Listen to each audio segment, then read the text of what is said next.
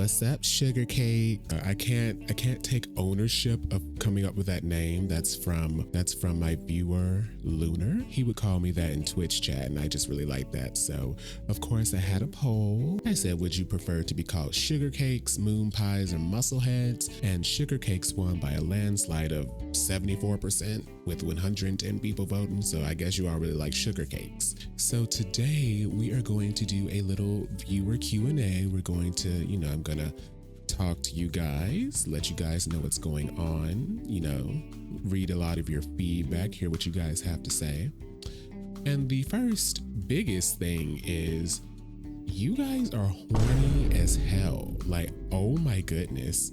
I released a poll asking if I were to start a Patreon, what would you guys prefer? Would you just prefer uncensored gameplay, or would you want early access to videos? And almost unanimous, like almost completely, most people out of the 131 people that voted, I think 130 people voted for uncensored gameplay. And y'all were leaving some ravenous comments. I was like, oh my goodness, like, you horny people. But I don't blame y'all, honestly, I don't. So like I said in my latest community post, I'll make a deal with y'all. If y'all get me to 1,000 subscribers, we will get this Patreon up and running. Right now we are currently at 824 as I'm recording this now. By the time I edit it and post it, it could be more.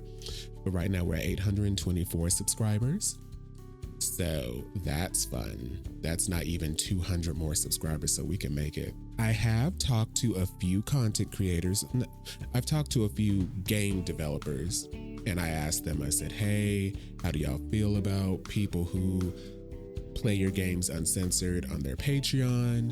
And all of them basically said they don't see an issue with it. I was like, okay, because I didn't want to do something and then they find out about it and then they kind of start feeling some type of way. So, I just want to be transparent with a lot of these game developers because I do talk to them. I do have a good relationship with them. So, I didn't want to screw them over in any form or fashion. They did say there's certain stuff they would not want me to play, like even on YouTube. There's certain things they wouldn't want me to just do a full playthrough of.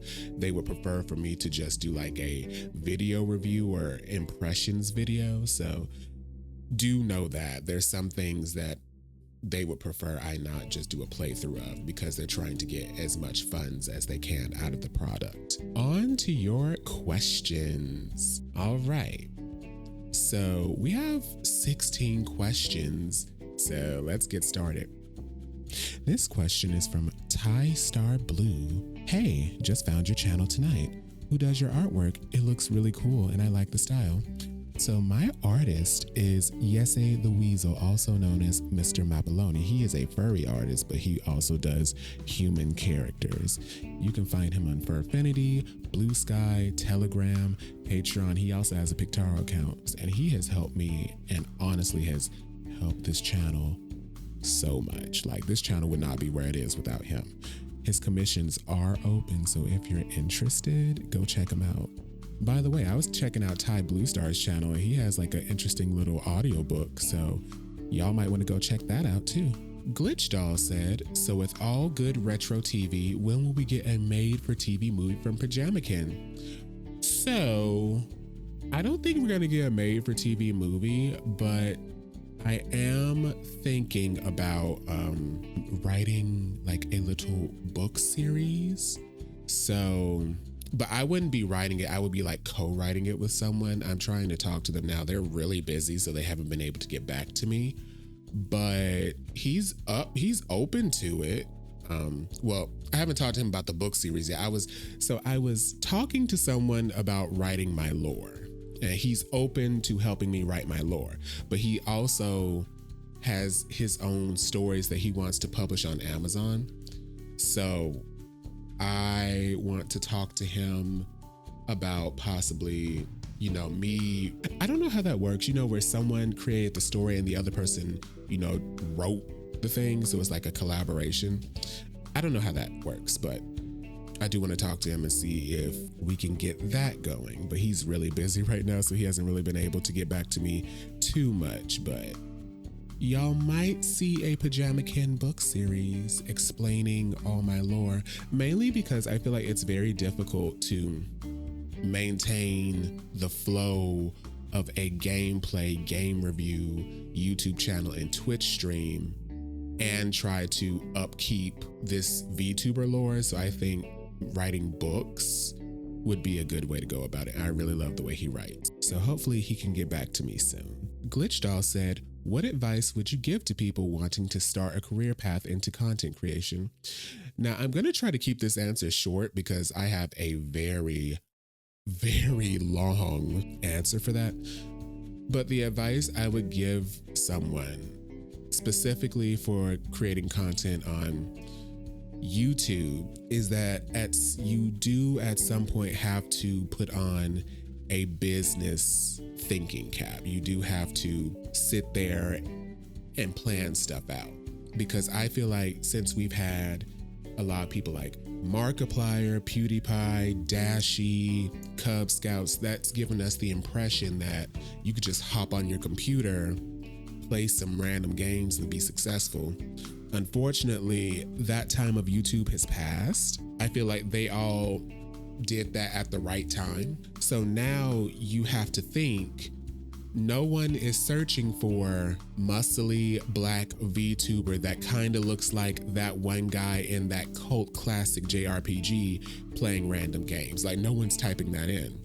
People are typing in Hunky City, people are typing in Dead Dating, people are typing in gay video games, people are typing in big muscle men rubbing together, you know, people are typing that in, and that's how people are finding me. Also, it does help to, mingle, connect with people, connect with developers, connect with peers, people of common interests.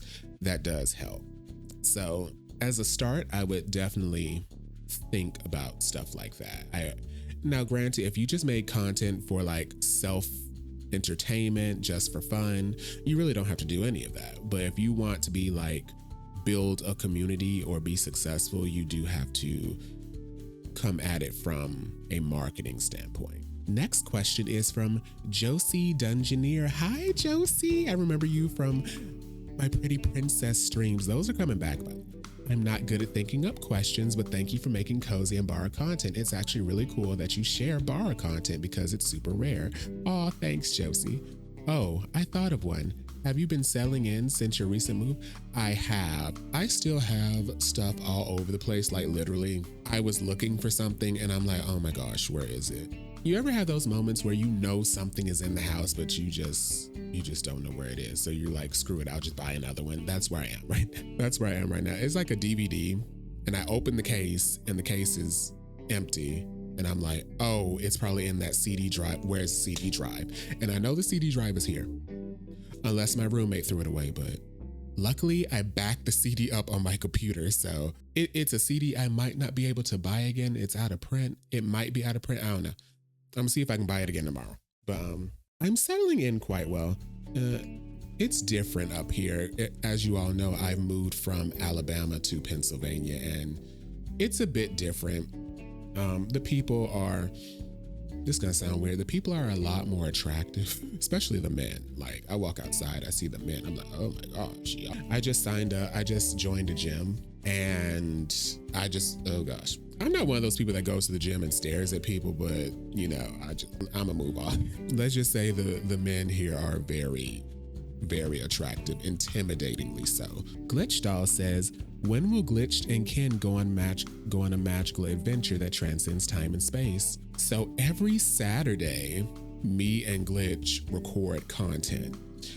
Y'all haven't seen a lot of it because both of us are kind of going through a transitional period. I'm trying not to tell all Glitch's business, but both of us are going through a transitional period, so we're trying to keep it on the hush hush. But on my second channel that I'm creating, that's where you're going to see a lot more of me and Glitch's collaborations, as well as Glitch's channel.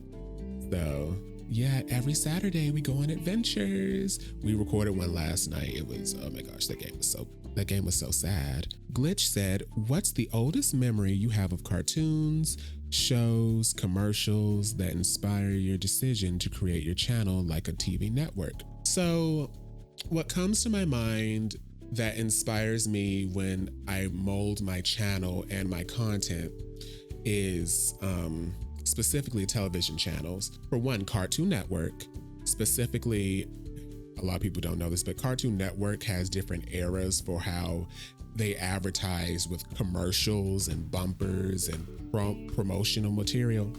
So the Cartoon Network Powerhouse era specifically, as well as Toonami.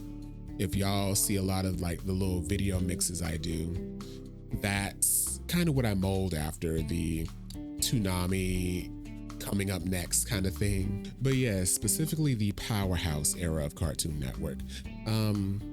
I was also there for like Yes and CN City and Fall. Okay, I kind of dropped out with the Nudes era. That was a bit much.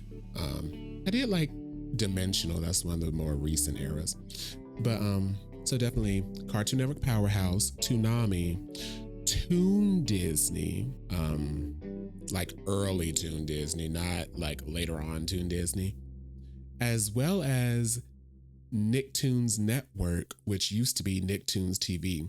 Those four things are what really molded me as far as presentation, presenting things to where, people want to watch it, because that always made me want to watch stuff.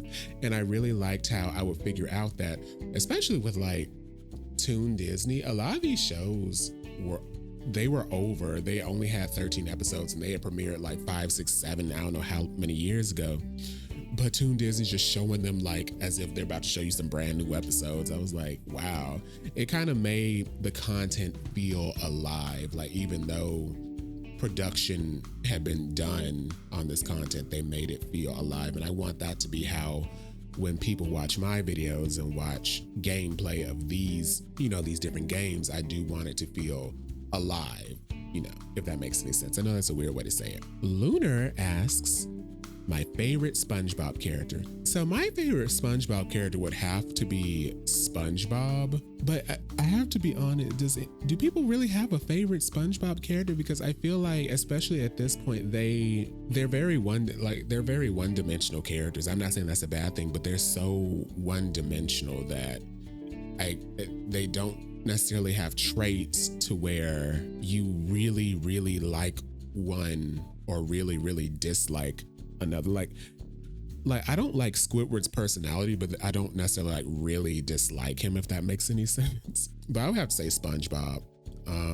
Yeah. Glitch Doll asks, in your opinion, what genre is dominating the game industry? That's a good question.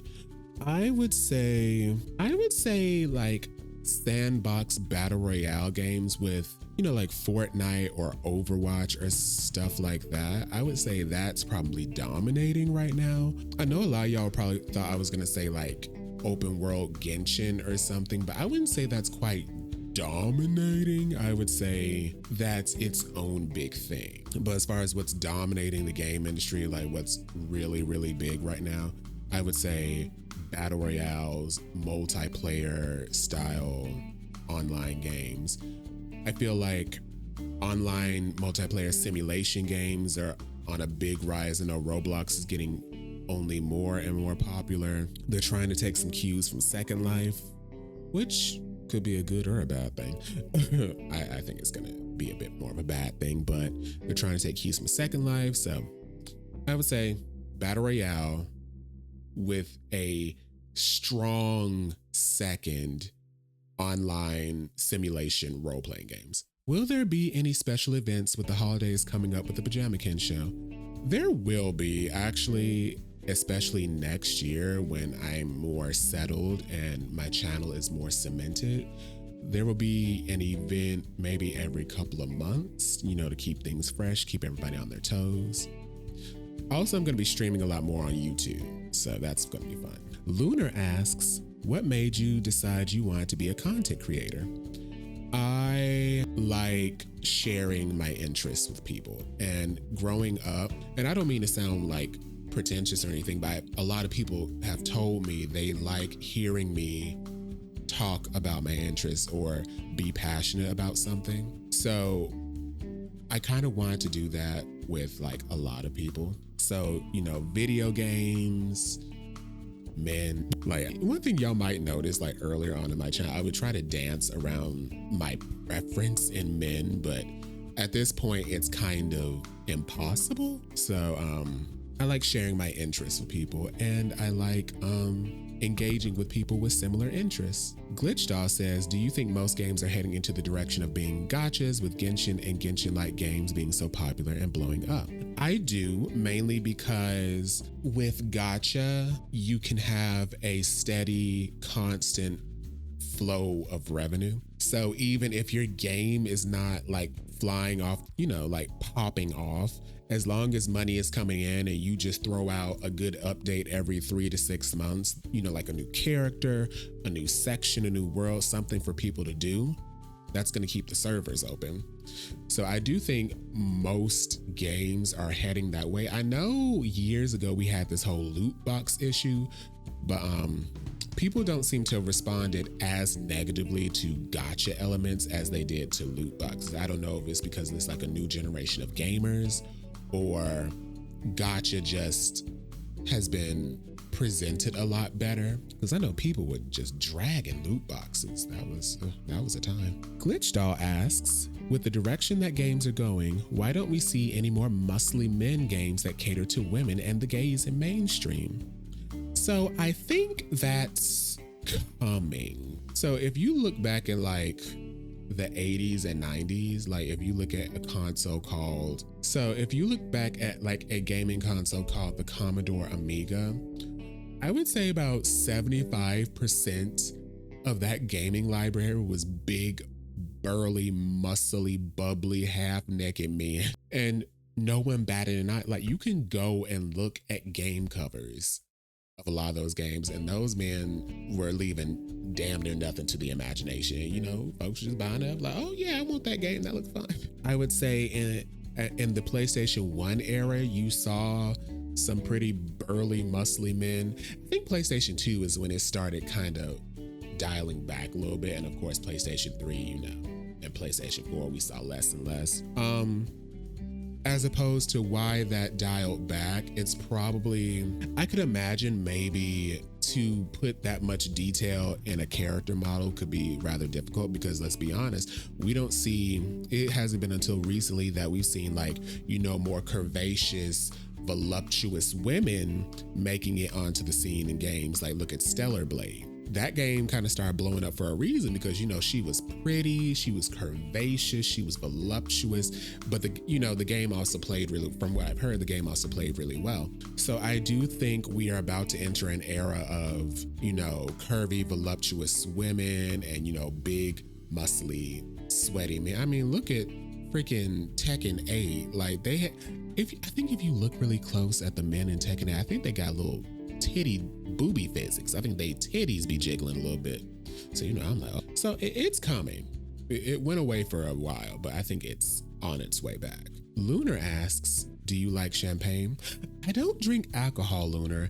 I actually, back in Alabama, my best friend at the time, she loved wine and alcohol. She always tried to get me to drink it, but I don't like the burn taste that you get when you drink it. So she would always try to make me a little drink saying, this one does not burn. It tastes just like apple juice, tastes just like orange juice.